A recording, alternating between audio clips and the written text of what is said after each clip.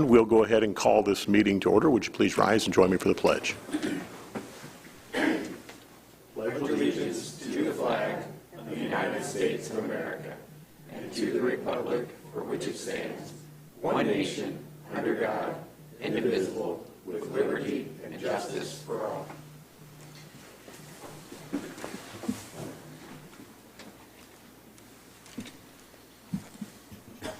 Our first order of business is a proclamation, and is Megan Shoup with us today? I don't see her in the audience, so we'll go ahead and start. Commissioner Byers. Whereas sexual violence is a serious issue that affects people of all ages, races, sexual orientations, gender identities, social economic levels, abilities, religions, backgrounds, citizenship status, and beliefs. And whereas sexual violence includes physical, verbal, visual, emotional, psychological, social, spiritual, financial, and technology abuse, and can occur between intimate partners, family members, friends, acquaintances, and strangers.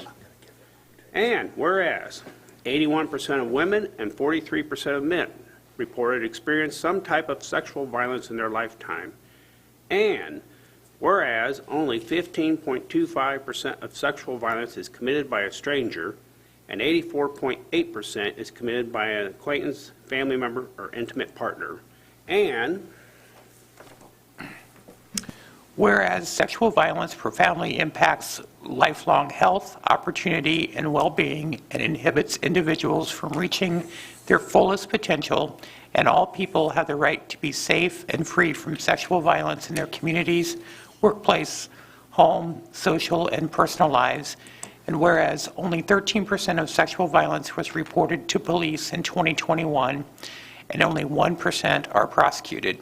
And whereas child abuse and neglect across all socioeconomic and education levels, religions, and ethnic and cultural groups, and whereas 45.6% of children who die as a result of abuse or neglect are less than 1 year of age, and whereas 80.3% of child fatalities involve at least one parent, and whereas Indiana child abuse rates are more than double the national average, and Indiana ranks third for child fatalities as a result of abuse and neglect. And whereas we must all continue to support survivors, educate ourselves and others, work towards prevention of sexual violence and child maltreatment at its root causes, engage in meaningful dialogue, continue coordinated community efforts, and hold offenders of sexual violence and child maltreatment accountable. And whereas Sexual Assault Awareness Month and Child Abuse Prevention Month provides an opportunity to show support for the numerous sexual violence advocates, victim service organizations, departments of child services, family case managers, crisis hotline staff, law enforcement officers, forensic nurses, and prosecutors that work every day to offer safety, advocacy, resources, hope, and the opportunity for healing to victims in our community. Now, therefore, the Tippecanoe County Board of County Commissioners do hereby proclaim April 23rd as Sexual Assault Awareness Month and Child Abuse Prevention Month. And I think Megan Shoup walked in just as we got started. Megan, if you'd like to say something. Sure, thank you so much. I would just like to thank all of you. could you, there it is, you're good. It was on? There you go. I want to thank all of you for taking time to bring awareness and attention to these very sensitive but important topics that often go undiscussed. It's something that makes people uncomfortable. Nobody really likes to talk about or recognize that these things are going on because they're scary, they're sad, and they aren't pretty. But the only way we could ever move forward as a community and improve services for victims of crime is if we acknowledge what's happening in our community and we acknowledge all the ways that we can make a difference. The biggest way is through education of our community members and all of our leaders in our local communities. One thing that we really want to highlight as important in terms of child abuse prevention is that we are all mandated reporters in the state of Indiana if there's a suspicion. So people often feel they have to prove that child abuse has happened in order to make the call, and that is not true. We are actually legally required to call for any amount of suspicion. We must call DCS or law enforcement ourselves. Telling a supervisor or a peer does not count as reporting.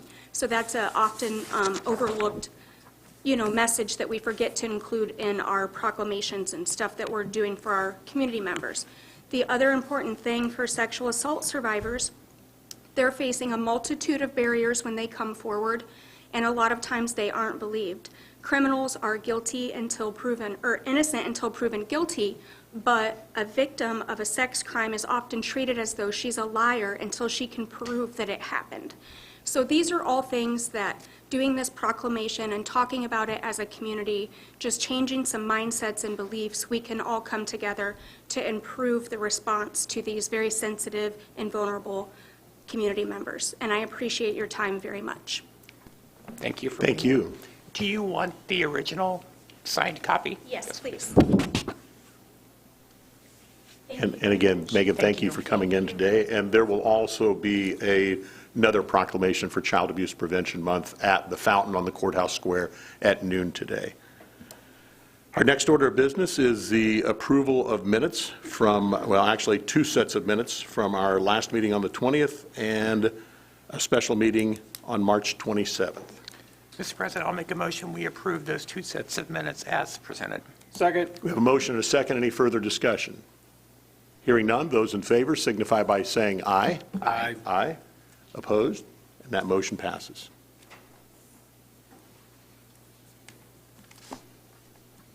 Paula? Ready. Mr. President, I'd like to recommend the claims from March 22nd, 2023 through April 3rd, 2023 be approved without exception. So move. Second. We have a motion and a second. Any further discussion? Hearing none, those in favor signify by saying aye. Aye. Aye. Opposed? And that motion passes. Paula, payroll?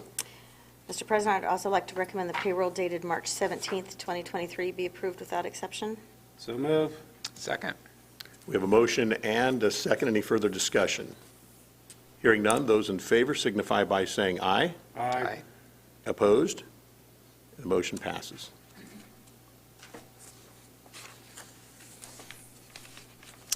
Okay, we are referred earlier to the minutes from a special meeting on the 27th. We opened bids for the Tippecanoe County Animal Shelter Bid Phase 1. We have received a letter from Tecton. They have reviewed the bids, and they are recommending that that the following be approved, and I'm just going to quickly read down through those. There are three alternates. Alternate number 1, seed in lieu of sod. Alternate number 5, reduce the quantity of water heaters and relocate them.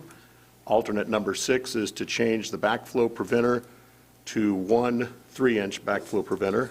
And then the recommendations for bid award are bid package 1, 1A concrete contract goes to Winco Construction in the amount of $428,218.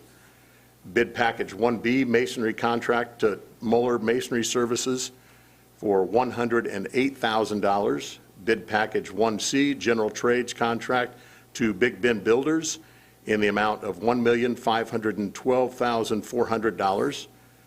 Bid package 1D roof contract to Wabash Valley Exteriors in the amount of $97,925. Bid package 1E millwork and casework contract to Lee Company, $88,450. Bid package 1F hollow metal frames, doors, and hardware to Mohops in the amount of $232,392. Bid package 1H floor covering and contract to New Concept, Inc., $224,625. Bid package 1I, painting and wall coverings to Bill Lawrence Company in the amount of $47,900. Bid package 1J, fire suppression contract to Bernico Fire Protection in the amount of $286,452.08. Bid package 1K, plumbing contract to Bernico $413,500. Bid package 1L, heating, ventilating, and air conditioning. Those bids were rejected and will be rebid at the next phase. Bid package 1M, electrical contract to Houston Electric with alternate number 5 in the amount of $557,431. Bid package 1N, site work to TDH Contractors, $599,978. Bid package 1O, paving contract to American Paving and Asphalt for $105,000.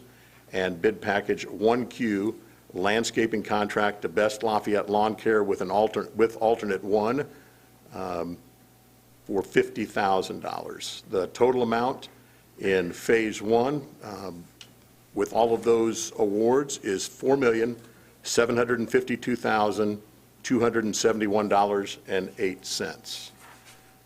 Again, thank you to everyone that bid the project. It was great to see so many responses. And thank you to Tecton for going through those for us and for the recommendation. Mr. President, I'll make a motion that we accept the bids as outlined for the animal shelter project. Second. We have a motion and a second. Any further discussion? Hearing none, those in favor signify by saying aye. Aye. Aye. Opposed? And that motion passes.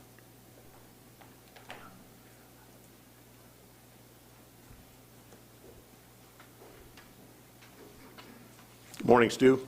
Good morning. I have just a couple of items. First item is parcel 35, Charles Galama, warranty deed on Morehouse Road project. This is in the amount of $88,000 even.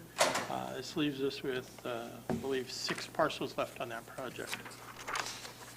Mr. President, I move that we approve the right-of-way purchase for parcel 35 for Charles Galama at $88,000. Second. We have a motion and a second for approving the right-of-way purchase as outlined. Any further discussion? Hearing none, those in favor signify by saying aye. Aye. Opposed? And that motion passes. Okay. And then we've advertised and are ready to award our 2023 calcium chloride dust control. The bid is from Central Paving, Inc. It's an applied rate of $1.35 a gallon, which is a 6% increase from last year's $1.27. Of course, the rates of application are going down, offsetting the inflationary rates. Mr. President, I'll make a motion we approve the award to Central Paving for calcium chloride dust control in the amount of $1.35 per gallon. Second. We have a motion and a second. Any further discussion? Hearing none, those in favor signify by saying aye. Aye. Aye. Opposed? And the motion passes. Thank you. Next up, we have a resolution for Auditor Weston. Yes, this is to close out some funds that have had no activity for several years. In fact, a majority of them have not had activity since 2013. Primarily, they're grants, and I want to thank Sharon for her help with this, and also communicating with some of the departments involved. If the dollar amount was what I would consider immaterial to our financial statements, then we recommended transfer of the money to like a donation fund or a fund where the department could use the remaining funds. If it was larger, the recommendation is to go to the general fund. And with these grants, there's the groups that awarded those grants, they're okay with this, or do we have to be? Well, this is something where we've not had any communication with them regarding it. We feel like the purpose was closed. In some cases, if you research far enough, money should have gone to the general fund anyway, whether it was reimbursing, admin expenses, or the grants have been audited and they have not asked for the money back. So there was quite a bit of research to the extent that there's not been communication, and we don't feel like there would be any issues. And like the speed limit project, was that likely through the sheriff's department, or was that something that was done through the highway department? That was through highway, and again, I feel like there was part of the grant written in that it would pay for administrative expenses of the county, and I'm not sure that that ever happened, so I feel comfortable transferring that over. Thank you. Mr. President, I'll make a motion, we approve Resolution 2023-05-CM. Second. We have a motion and a second to approve the resolution. Any further discussion? Hearing none, those in favor signify by saying aye. Aye. Aye. Opposed? That motion passes. Now a tax sale services support addendum. Jennifer? Yes, this is our agreement with SRI to perform tax sale services. The last time they increased their fee was 2019. It's been $100 since then, and they're asking for an increase to $125 per parcel for tax sale services. I believe Yadira and I both signed off on the copy you have. Mr. President, I move that we approve this agreement with SRI for tax sale services. Second. We have motion and a second to approve the addendum as outlined. Any further discussion? Hearing none, those in favor signify by saying aye. Aye. Opposed? Motion passes. Do we have a date for the tax sale? I believe we do. It's always in the fall. I don't recall what it is. Okay. Mr. President, I move that we hear ordinance 2023-05-CM, amending health department fees for second reading. Doug? Second. Yeah, this is the second reading of the You did second that, right? It's second, yeah. Health Department amendment to fees. Primarily, it adjusts fees identified by the Health Department as needing, in most cases, increased, some eliminations. I think these haven't been touched in, 5 years or so. The ordinance, I don't know, the fees could have been even longer since they were raised. There's a technical issue where there's another section, 34.06, that was created at some point with Health Department fees. It duplicates the ones that are in 112, and in some cases they're inconsistent, so we're just eliminating that section 34.06. And then there's a skin testing fee that has its own section that just needs to be amended to reflect the fee adjustment. Okay. Any comments from our friends at the Health Department? Okay, thank you. Any questions from the board? Okay. Public comment. Public comment? Seeing none. Jennifer? Byers, Yes. Murtaugh, Yes. Brown. Yes. Ordinance 2023-05-CM passes 3-0 on second reading. Okay, next up, we have another ordinance, Public Defender Ordinance 2023-07-CM. Mr. President, I'll make a motion, we hear ordinance 2023-07-CM. Second. Have a motion and a second. Doug? This is housekeeping to keep up with an amendment by the General Assembly. The Public Defender Board, when it was created, had one appointment by the commissioners and two by the judges. And the two judicial appointments had to be of different parties. The General Assembly amended the composition. Commissioners still get one. The judges only get one, and so the political party aspect has been eliminated. And then the State Public Defender Board gets to appoint one. This is already happening because the state code supersedes the county code, but we wanted to amend the county code, just to reflect what the actual practice needs to be. And then there's some cleanup in terms of the original ordinance had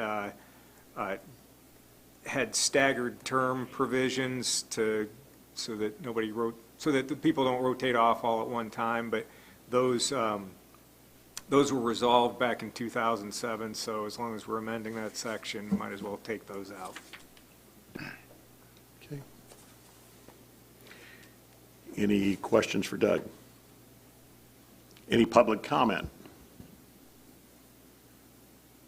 Seeing none? Byers, Yes. Murtaugh, Yes. Brown. Yes.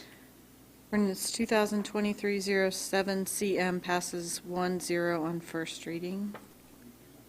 Mr. President, I 3-0, move that... sorry. Mr. President, I move that we suspend the rules for a potential second reading of ordinance 2023-07-CM. Second. Have a motion and a second to suspend the rules for a second reading today. Any further discussion? Hearing none, those in favor signify by saying aye. Aye. Opposed? And that motion passes. Mr. President, I'll make a motion, we hear ordinance 2023-07-CM on second reading. Second. We have a motion and a second. Again, anyone from the public wish to comment? Seeing none, Jennifer? Byers, Yes. Murtaugh, Yes. Brown. Yes. Ordinance 2023-07 passes 3-0 on second and final reading. Thank you. Rebecca? Morning. Morning. I'm requesting your approval for 6 contracts that are provided by grant funding. One is for a youth voice for our JDI Executive Committee, and the other 5 are for facilitators of the Parent Project. In all transparency, one of those 5 is me. I don't need more things on my plate. I don't anticipate that'll be an ongoing basis, but I'll be able to step in if the other facilitators aren't able to attend the facilitation of the Parent Project. So the contract for you is just there as a backstop then? Yes, yes. So it's just to make sure that we have continuity of care. So if we have to have 2 facilitators, if one of the facilitators has a sick child or can't attend, we keep going. We want to make sure that group keeps going regardless. And have you had to do that in the It past? starts tomorrow if you approve these contracts, so not yet. Okay. And this isn't a conflict? I mean, no offense. No, no, I'm it's all glad right. you're It's a being valid- upfront. valid No, and there's it's something you want to be careful about. There's a section in the contract, I think there's a couple other county employees as well, in their contracts. It specifies that this is not within their normal scope of employment, that it's not their normal job duties, because what you want to be careful of is that somebody, you don't want to pay somebody as an independent contractor for something you're already giving them W-2 wages for, either, that's just a violation. So you want to make sure that there's enough separation between what they're doing under these contracts and their normal job duties, that it's distinct. And so there's representations in the contract that that's in fact the case. Could you say who the other employees are, by chance, of these contracts? Misty Robinson and Maddie Reardon. And then the other 2 facilitators are Lindsay Wright and Nicole Miller, who are not county employees.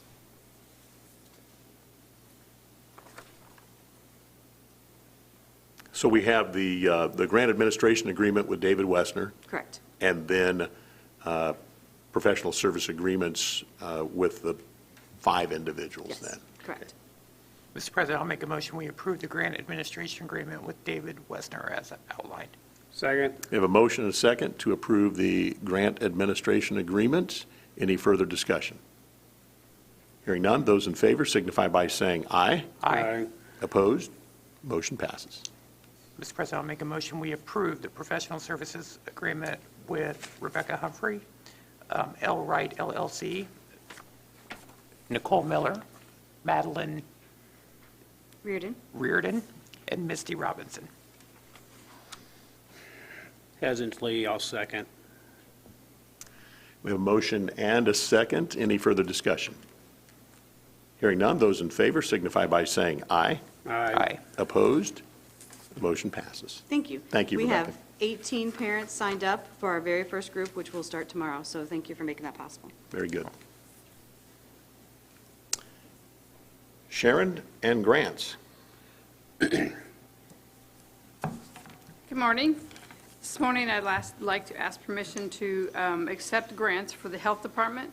The first one is from the Indiana Department of Health, awarding $33,575 for the continuation of the fetal and infant mortality rate program to be used for the coordinator through 9/30 of 2023. Mr. President, I move we grant permission to accept as presented. Second. We have a motion and a second. Any further discussion? Hearing none, those in favor signify by saying aye. Aye. Opposed? The motion passes. And the second one for the Health Department is from IURNet in the amount of $3,500 to cover expenses and outreach for the Out of Sight, Out on My Mind vaping program trailer. Mr. President, I'll make the motion we grant permission to accept as stated. Second. We have a motion and a second. Any further discussion? Hearing none, those in favor signify by saying aye. Aye. Opposed? Motion passes. Thank you. Do we have any unfinished or new business to be brought before the board, gentlemen? I have nothing. Okay, reports on file from accounts payable, mail, and duplicating for February 23rd, also from weights and measures covering the period February 16th to March 15th. Those will be available in our office immediately following the meeting. Public comment.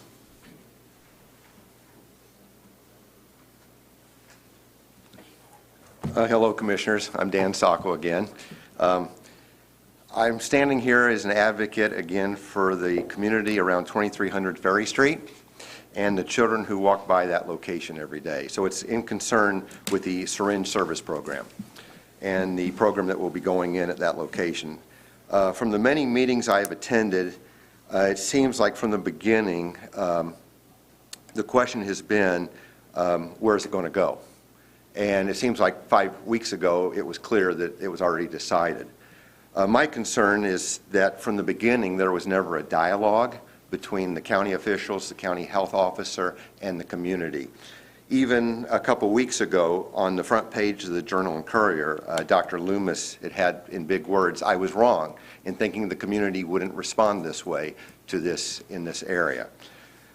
So the reason I stand here today now is, where do we go from here? I want to publicly state again that our Lafayette Police Force is fantastic. Great officers. I know many of them personally.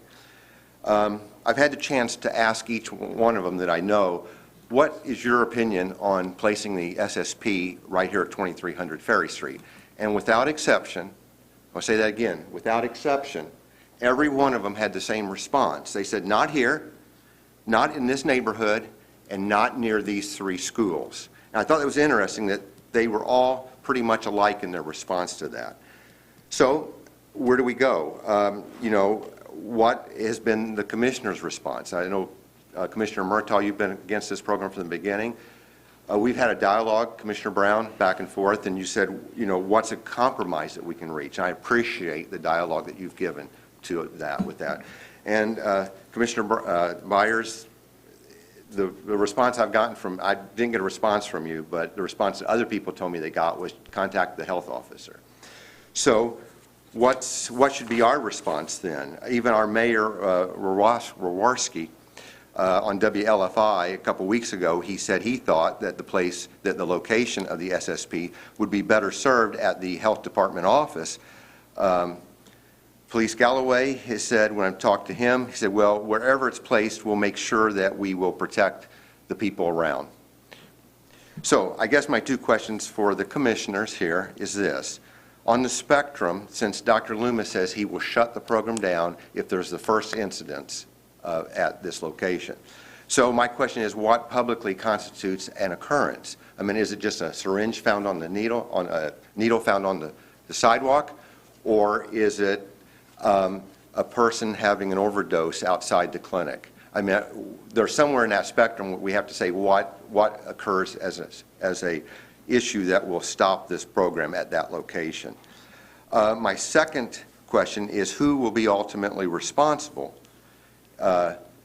about if something does happen with this program that is not favorable for our community? I mean, it seems like all the public officials, the mayor down through the councilmen to the commissioners, all seem to say, well, it's not my problem. In fact, the mayor told me personally, he said, it's not my program, I just have to place it, or I have to deal with it in my community. So where do we go? I mean, there were 2,400 people in our community that I think respectfully signed a petition saying, we don't want it near these 3 schools. So where do we go from here? I mean, do we go ahead and place it? It looks like it's going in across the street here. So that has been determined. So I guess my question to the 3 commissioners is, what is our next step if something does happen? Could I ask one question? Yes. We hear this petition, and none of us have seen it. Could It's we- online. Oh, okay. Nobody's physically handed us the petition, so that's why I'm just curious if we could get a copy of the petition. Sure. I'll make emailed sure to her or that you get the something us, link to so it. we I can at checked it least this see morning. There was 2,410 people that had Okay. signed it. So, You know, I guess personally, I'd like to see the petition. You know, I also will state if it's a found needle, those are easy to plant. absolutely. And That's so- why I'm saying there's a spectrum here. Right. And I agree with you, Commissioner, that a found needle is not something to close the program down. But at what point we're bringing people, are we migrating the problem, again, is what I said last meeting. Are we migrating the problem from Lafayette Transitional Housing up to this area? And that's been my question all along on this. Right. I guess I have a couple of comments. One, I would echo what Commissioner Byers just said. I would question the fairness that we would shut an operation down because we found a syringe, because that happens all over the community, and I don't know how frequently. I know a few years ago it was a lot, but I don't have a sense of how often that happens now. But I do think it's fair to set some parameters and have an operational plan that takes that into account. I trust, I've had a number of conversations with Dr. Loomis and staff about this, and I know they are working through the various issues set with the operational plan of how things operate day in and day out and what they're going to require of the participants. I've not been part, I know I've heard Dr. Loomis say on a number of occasions, look, if it doesn't work, I'd be the first person to shut it down. Now, if we got down to a point where we've sat down and drafted a document that says what those are, we have not.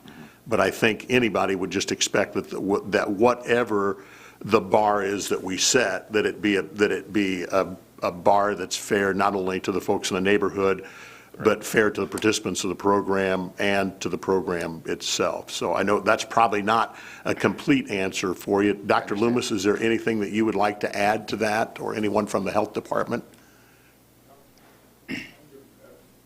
And I'm not sure I know exactly what the timeline is, meaning has the Recovery Cafe moved into this location, and how soon are we expecting this program to utilize the space in that building from? I believe Dr. Loomis is stepping to the microphone. Good morning, gentlemen. Right now, we don't have any timeline. We're going to play that by ear once we get settled in, but we'll certainly let everyone know well ahead in advance of that. I would think within 3 weeks, we would let you guys know when we're going to be moving in, but we would give you a large amount of time, at least 2 to 3 week lag time. And is Recovery Cafe operating out of that facility, or are they No. still doing some renovations? No, they're not. Not at this point. Are they doing renovations? They haven't started them yet, from what I understand. So it could be a while before Yes, any it of could this be a happens. while, but the part of the building that we are leasing is available for us to start whenever. But we want to make sure we have everything in place very carefully before we move forward. Okay. Such as, like, what in We'll place? talk about, we'll discuss that. Okay. One of the things that I'm not sure how widely it is known right now, but the hours have also changed from what, I believe it's changed from what the current operational hours are. Can you speak to that, Doctor? Yes, we're going to, the hours of operation will be from 4 to 6, 3 days a week, and then every other Saturday until further notice. We're going to be looking at that this afternoon. In fact, we have a meeting this afternoon to discuss that. But right now, the hours are from 4 to 6 and every other Saturday morning. And why 4 to 6? Well, I think that belays a lot of the concerns that Dr. Sokol has and some of his group. There won't be any operation during school time whatsoever. Okay, any other I would questions? say there would still possibly be an issue on weekends and evenings, and that kids are in that community all the time. Yeah, I think there'll be an issue no matter what time we have it, but right now, those are going to be the hours that we're looking at. It seemed, the people that were involved seemed to think that was a fair time. I talked to a couple of the folks there. Okay, any other questions for Dr. Loomis? Thank you, sir. Any other public comment?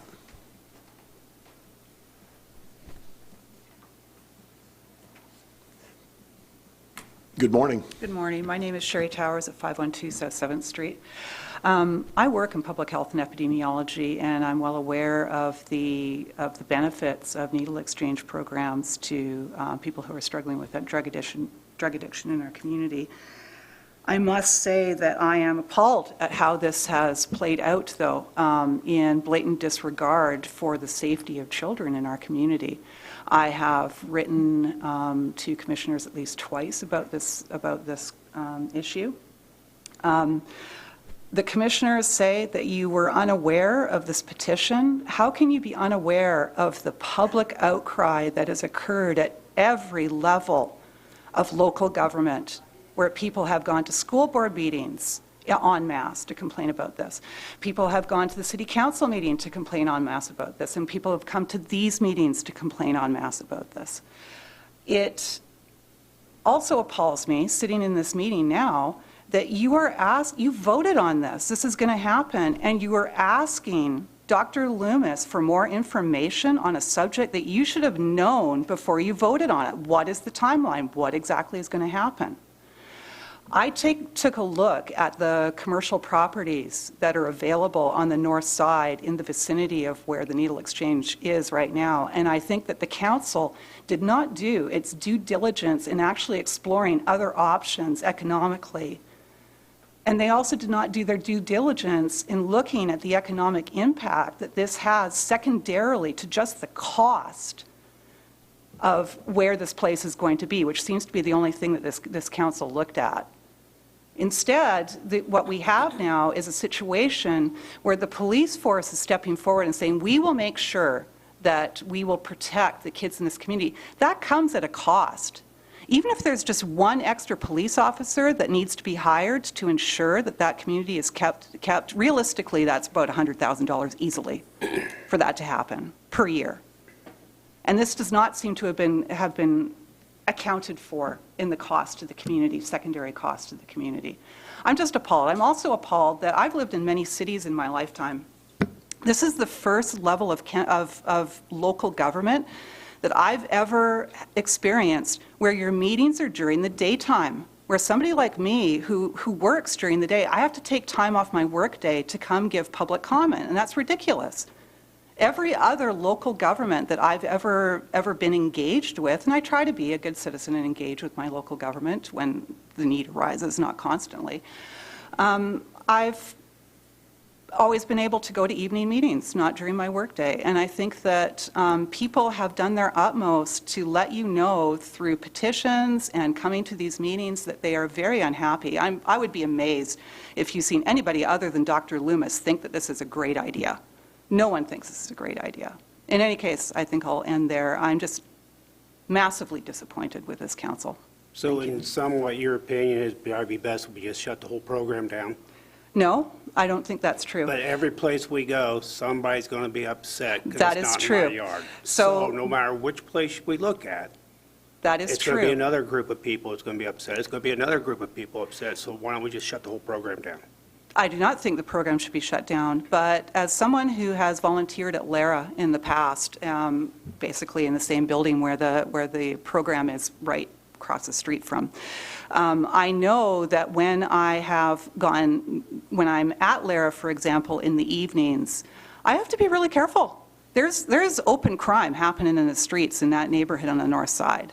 And so when Dr. Loomis is saying, well, where it is currently is we've never had any problem with uptick in crime, well, yeah, of course, because where it is where you already have open drug dealing on the streets. Of course you're not going to notice an opened uptick in crime. What you don't want to have in these programs is, what you do want to have is a place that is situated that meets the needs of the target population. Where it is situated now does that. And if Dr. Loomis is correct that in fact you did not see an uptick in crime there, keep it in that area. And as I said, I looked at properties. I went online and took a look at what the available properties are for either sale or lease. And there are properties on the north side in the vicinity that would have been probably suitable if had they been explored, but they were not. So no, there is a benefit to having these things, but you need to balance. Like the first precept of medicine is first do no harm. And so what you guys have done is you have not taken that into account, that in serving this community that does need help, that you are moving it to an area that is utterly inappropriate and is not a hot spot for where those people are living in the first place. But thank you for your question. Thank you. Thank you. Any other public comment? Seeing none, Move to adjourn. we are adjourned. Just shove it. Provide me a second.